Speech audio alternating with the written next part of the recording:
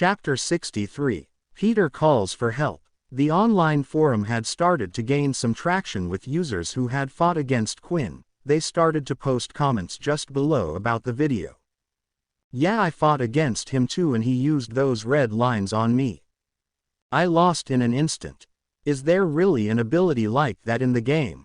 It looks like // but why are the lines red?" Of course, even though the post had gained some traction, there weren't many.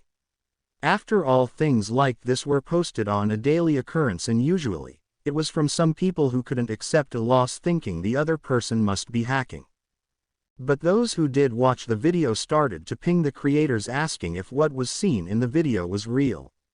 Of course, one of the admin staff for the game came along and checked the video, but this person wasn't any ordinary admin staff, it was a student at the school named Logan Green. Logan himself wasn't ordinary, for he was the son of the creator of the game, and not only that but was one of the head coders as well.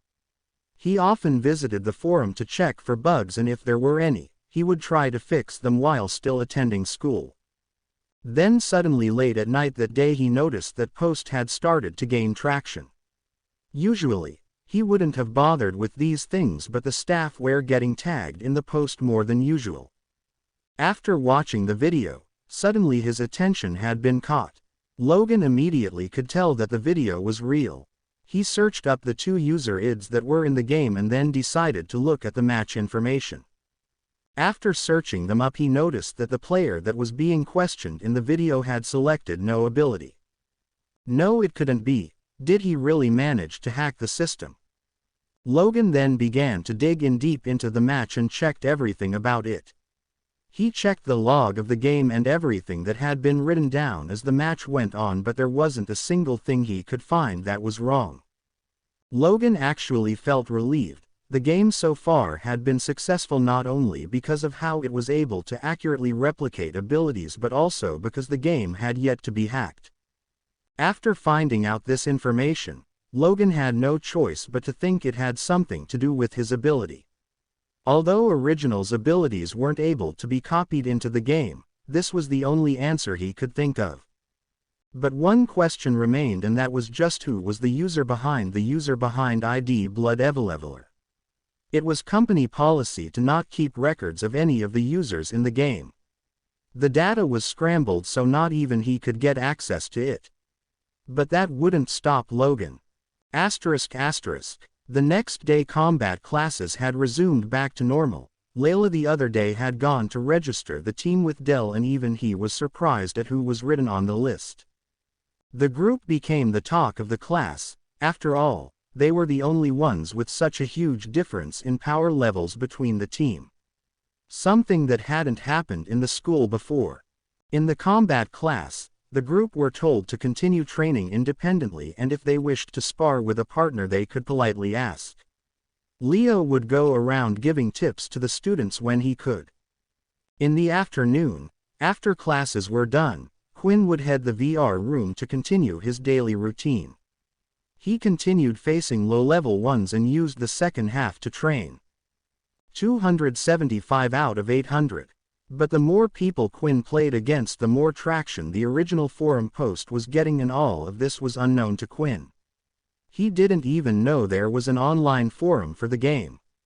Quinn had never had any of these things in the past. He had access to the TV and internet but didn't really know much about games. It was only thanks to Vorden showing him everything, he knew what to do.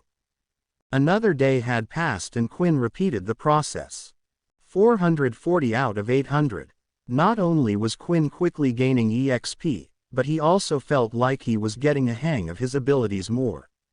He knew when was the right time to use Flash Step and also learned how to combine his 2 skills, so he would be able to disappear and reappear while using Hammer Strike.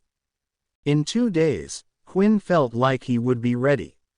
Inside the second year's office, a group of first years had been called into the General Duke's office.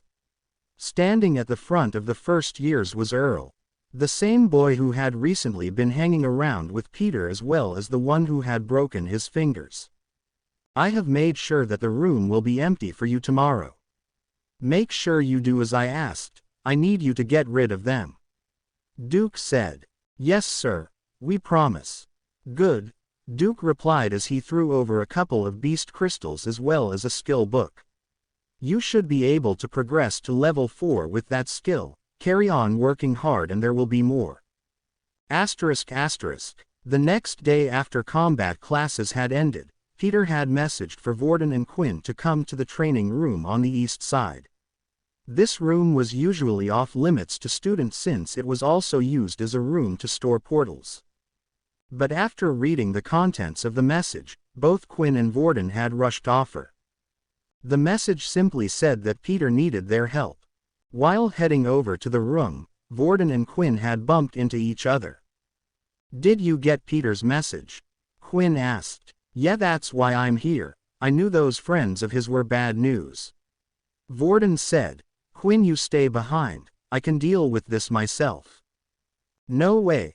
He's my friend too. I'm going to kick those guys' asses if it's the last thing I do. Vorden could see he was unable to convince Quinn, so the two of them continued together and had finally arrived inside the training center. The room was large and there were several large metallic objects with an oval shape in the middle. Each one of them had a glowing circle in the middle shining with a different color. These were the portals that took them to another world. There were 9 machines out in total, 3 of each color, and for a moment, it felt like they were unable to take their eyes off the things.